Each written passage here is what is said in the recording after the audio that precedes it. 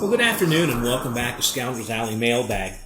Now, before we go any farther, don't forget, you need to subscribe and also hit the like button down there. And if you don't hit that like button, that elf on the shelf is going to report back to Santa Claus that you've been very naughty, and we don't want that to happen. Now, there's some little things that are different. For one thing, you're probably wondering, where are you at? Well, we'd love to tell you, but we're actually in our secret location in the Swiss Alps, overlooking this wonderful, beautiful Swiss valley and the Alpine Lodge behind us. I thought we were at the dining room table. We are, but Frank and Carol are in the Bahamas, and the children can find us. If I tell them we're in the Swiss Alps, they won't be able to find us. They won't be home for Christmas, and we can enjoy the cookies ourselves. More for us. Right. Because what's more about Christmas than what's in it for us? Tea and cookies. Well, in a few minutes, we are going to switch locations and turn this over to the remote location where Frank and Carol are out if they get off the beach in time. But they will get sunburned. A red-headed person sunburned. That would be entertaining. In our last mailbag, we talked about some of our Christmas hymns and songs and carols at this time that we really like. And some people ask us some other things about what kind of traditions do we have.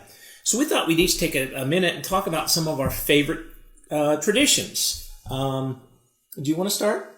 That's fine, I can start. All right. Well, Penelope will start, because your favorite tradition dates back to... A long time ago. A long time ago. Well, that's worth a cookie. That's right, it is. A long time ago. My Christmas tradition that I chose is the Christmas tree.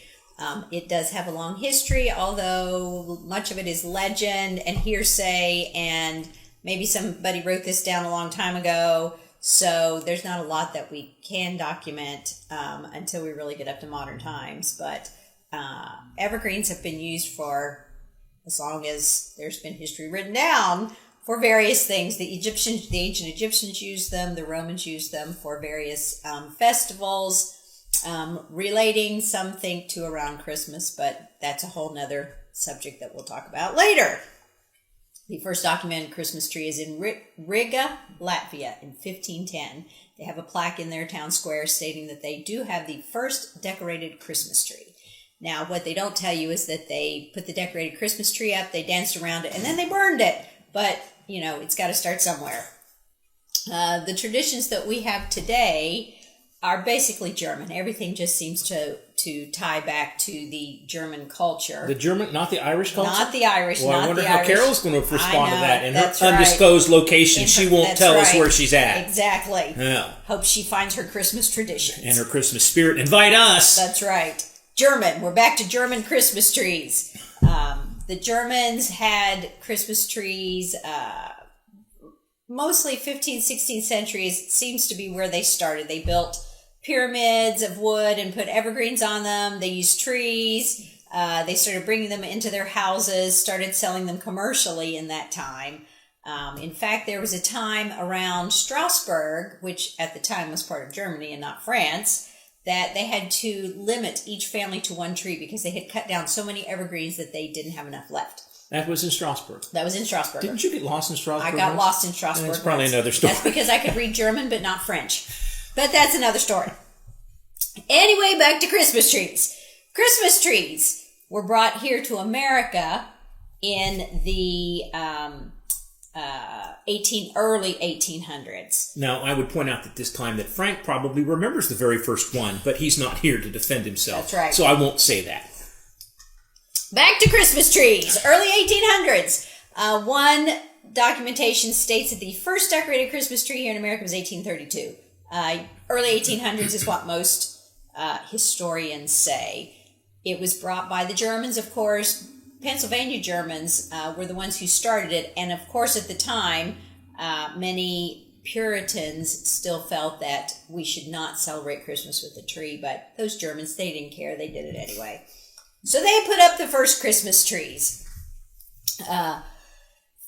First Christmas trees here in America. The country of England, of course, was a little behind us. Even though they have documentation of using Christmas trees, they didn't really become popular till mid-1800s. Their first Christmas tree, or what made Christmas trees popular over there, was an illustration in the London News of Queen Victoria and Prince Albert and their family standing around a decorated Christmas tree with presents underneath. And because Queen Victoria was so loved that if she did it, everybody had to do it. And people started putting up their Christmas trees in England. Here in America, and from other times previous, decorations on early Christmas trees were usually roses, fruit and nuts, wafers, sweets, and a lot of red ribbon. During a period of time in Germany, I believe it was in the 1700s, they were called sugar trees because all of the decorations on them were edible, and they could be eaten. So that is a very brief history of Christmas trees. There is a legend that I will point out involving Martin Luther, because there's lots of legends involving Martin Luther. He's credited with the first lighted Christmas tree because he was believed to have been walking through the woods while composing a sermon in his head, and he saw the twinkling stars through the evergreens and thought it was the most beautiful sight he'd seen. So he went home, put a tree inside, put candles on it and lit them, and told his children about walking through the forest and seeing the lights on the trees. Now, Boniface also did, so he was even earlier than Luther. Boniface also was credited with a Christmas tree. Boniface was traveling to witness to those heathen Germans, I believe he called them, and came across a pagan festival, and they were about to sacrifice a child in fire, and they had the child roped to an oak tree, and Boniface stopped the ceremony, cut down the oak tree, and in its place a fir tree grew. And he claimed that the fir tree was put there by Christ because it was the tree of something. I can't remember. But anyway. Tree of not sacrificing children. That's right, exactly. Thank you, Boniface. Exactly. Let's take that to heart, people. That's right. So several legends there. The one American tradition I forgot to bring up, and we are credited here in America with being the first to have outdoor decorated trees. That was not something that happened anyplace else until the Americans put the tree outside the White House, and it was really a promotional for electricity, and it was the first electric lighted tree. So the electricity companies wanted a commercial. And that's when we started putting up outdoor trees and decorating them. And then the next big decorated tree was in Rockefeller Center in 1931 because they were building the Rockefeller Center at the time and they wanted to celebrate.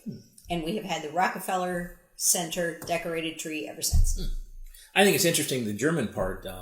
Those of you who don't know, when my wife and I first got married, I was stationed in Germany. Our first home. Our first home is the castle behind us. We actually did live there. And our first Christmas tree, actually, we did use lighted candles. We did. We lit them about 15 minutes every night. That's right. Maybe not even that long. It wasn't a very big tree. No. It wasn't a very big apartment. Oh, well.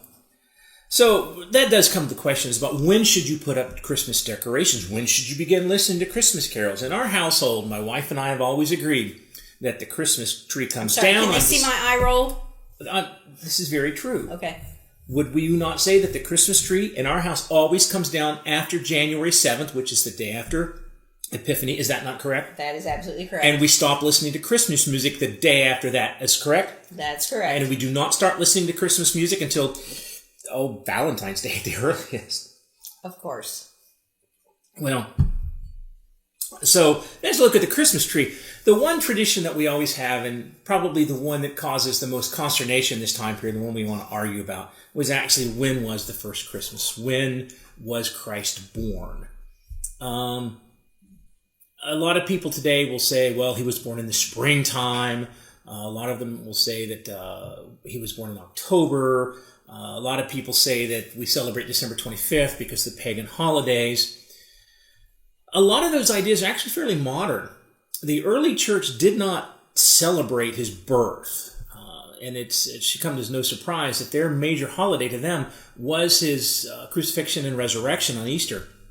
Interestingly enough, the scriptures do not help us pinpoint when he was born, but because of the way the calendar falls, the writings that are left, and our understanding of Jewish history, we know to the hour that he was crucified, and we know pretty much to the hour that he arose.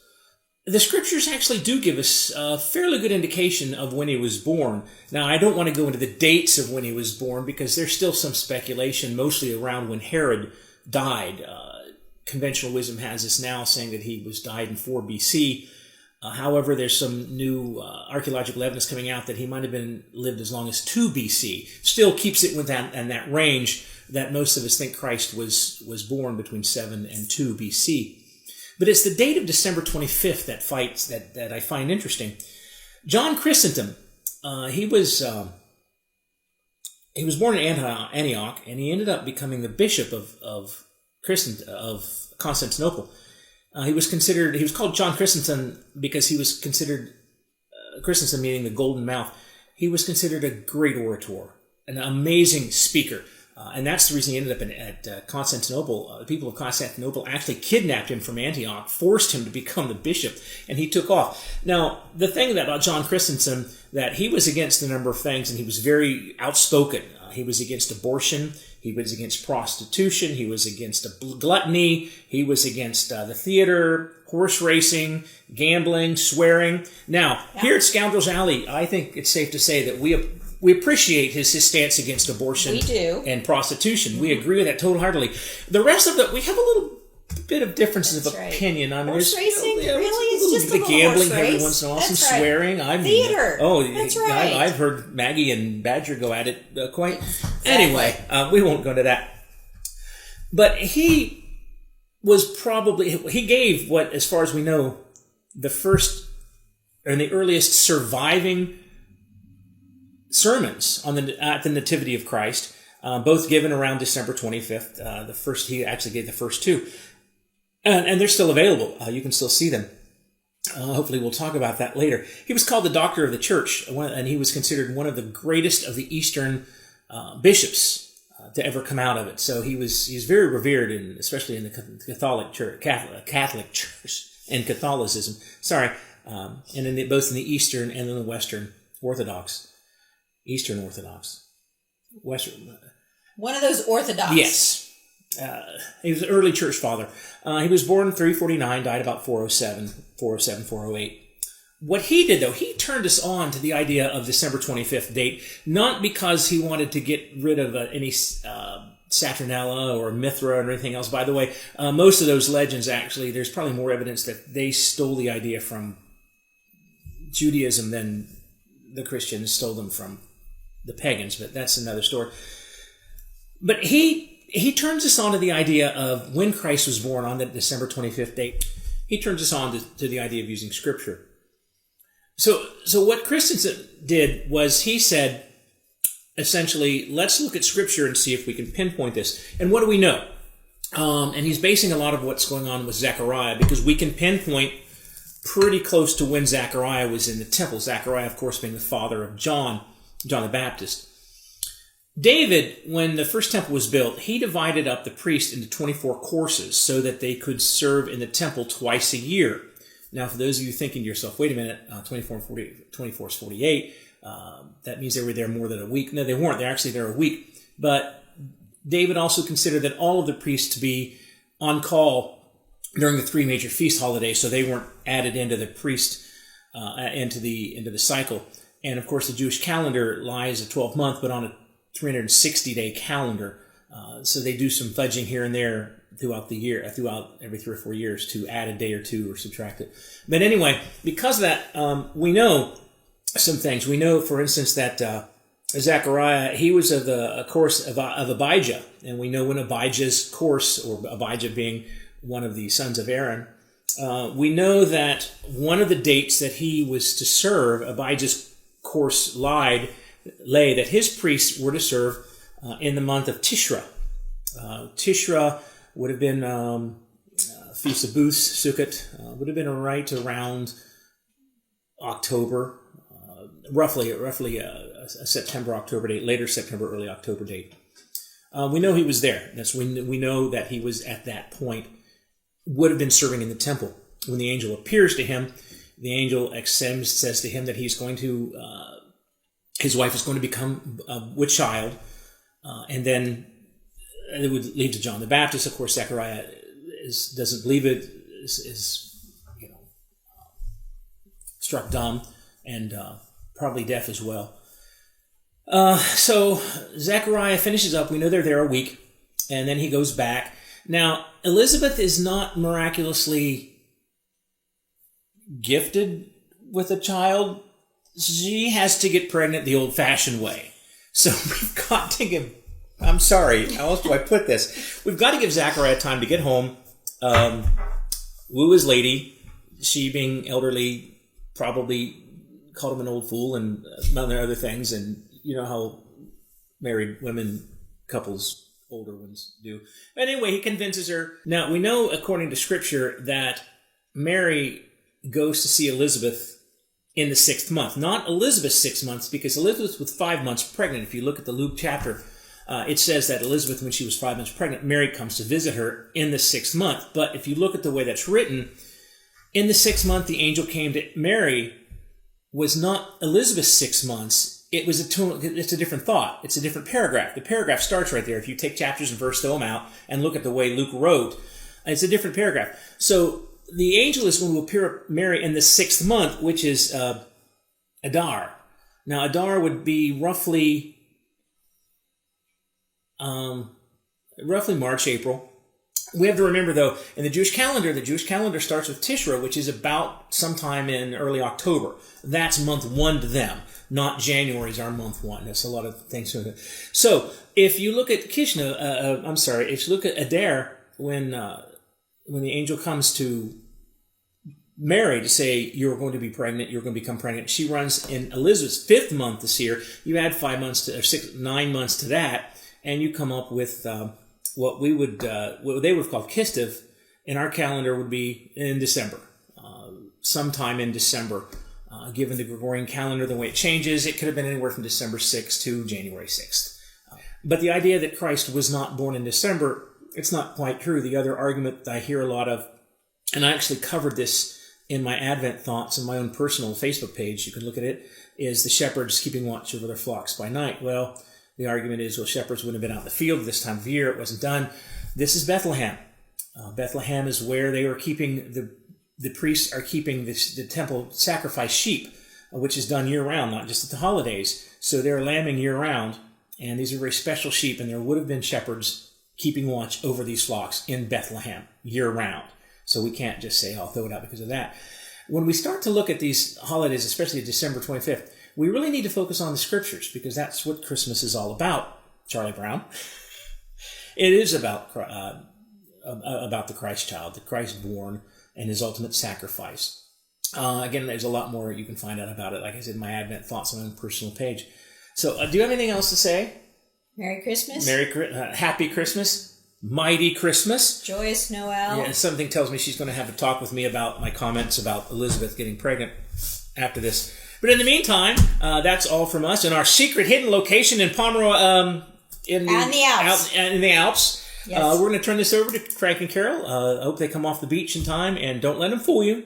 That's exactly where they are. They're going to try to tell you some really ridiculous story. Big story. About Christmas in Kentucky and all that. Mm-hmm. But they've got 9 grandchildren. 7. Well, 9. When you get to that many, who's counting anymore? You want to tell me they actually are going to stay in the States? I don't think so. Anyway, we're going to turn it over to you, Frank and Carol. And then with the rest of you, don't forget, like, subscribe, and we'll see you on the next one. Frank and Carol, take it away.